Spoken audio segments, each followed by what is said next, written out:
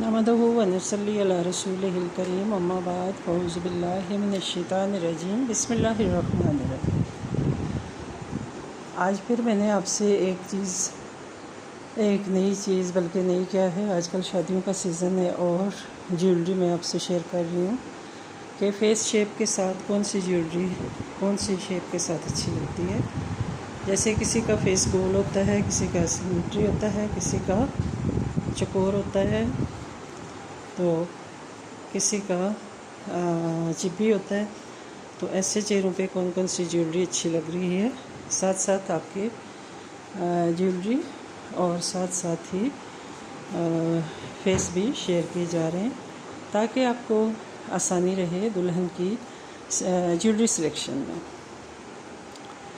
तो ज्वेलरी जब भी आप ख़रीदें अपने किसी बहन के लिए, भाभी के लिए, बेटी के लिए, बहू के लिए, तो हमेशा उसका फेस शेप जो है उसको पेश नज़र रखें।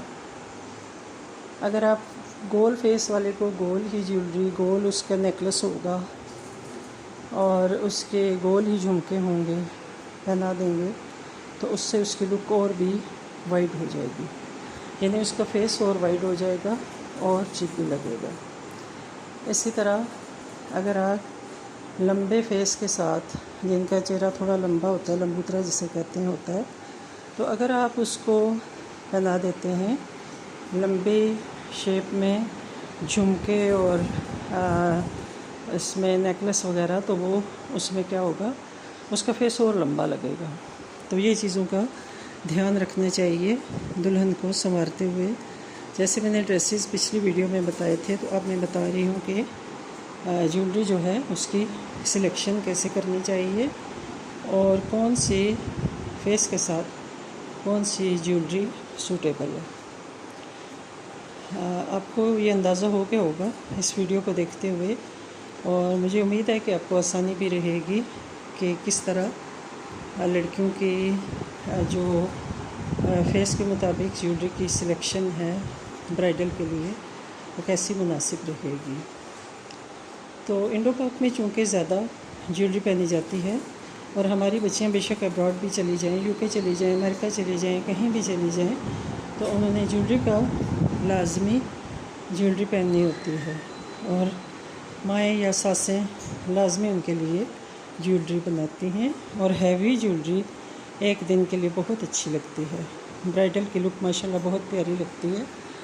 तो ये आप देखें, पिंक सूट के साथ पिंक और रेड के साथ रेड, ग्रीन के साथ ग्रीन, ऑफ वाइट के साथ ऑफ वाइट, और बाज़ दफ़ा कंट्रास्ट में भी अच्छी लगती है, जैसे रेड के साथ ग्रीन और ग्रीन के साथ रेड भी उठती है, या ऑफ वाइट के साथ रेड भी उठती है।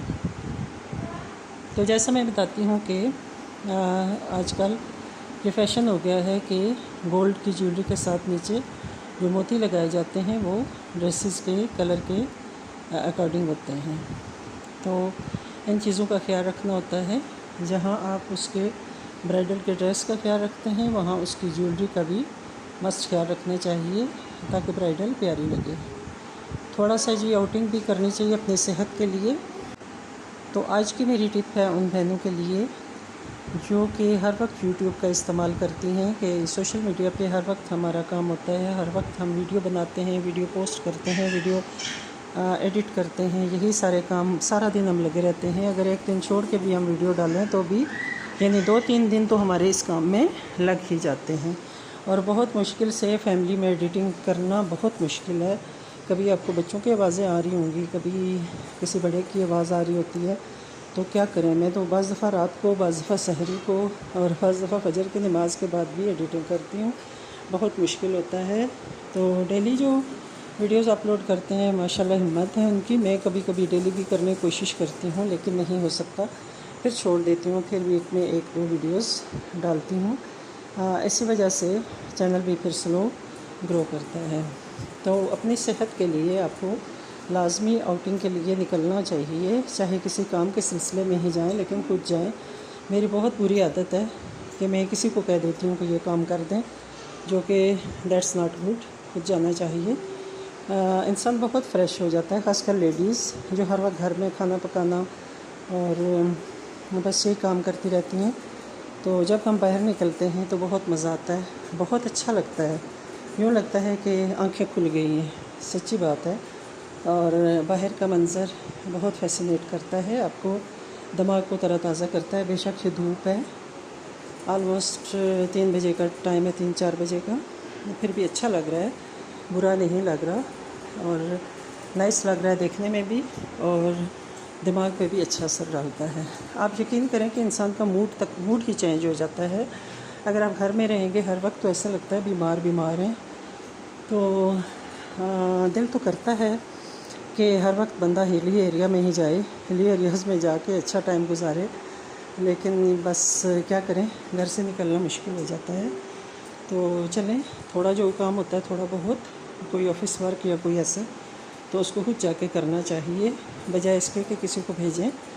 तो क्योंकि थोड़ा वॉक भी कर लिया करें और इसके साथ साथ ट्रैवल भी कर लिया करें। इन दोनों चीज़ों से इंसान का दिमाग बहुत फ़्रेश हो जाता है और यकसानियत से इंसान उकता जाता है एक जैसे माहौल से।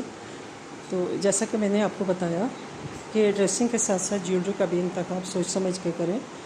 अगर आप एक जैसी ज्वेलरी, जैसे पुराने वक्तों में होता था कि एक सेट बना लिया जाता था और वो नस्ल दर नस्ल चलता रहता था, एक बहू पहनती थी, फिर उसके बाद दूसरी, तीसरी, चौथी, पाँचवीं जितने भी हैं, अगर किसी के 7 बेटे हैं तो 7वीं को वो सेट मिल जाता था, 4 हैं तो चौथी को।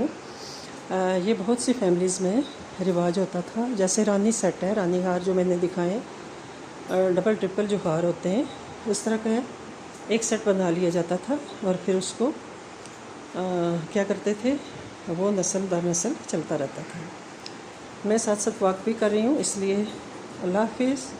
और थोड़ा मुश्किल लग रहा है मुझे वीडियो को वॉइस ओवर करना, लेकिन खैर करनी तो है, तो इग्नोर कीजिएगा अगर मेरी आवाज़ बुरी लगे तो, या कुछ अजीब सा फील हो तो इग्नोर इट। तो बहुत ही अपनी सेहत का ख्याल रखें, अपनी आँखों को रेस्ट दें। अल्लाह हाफिज़।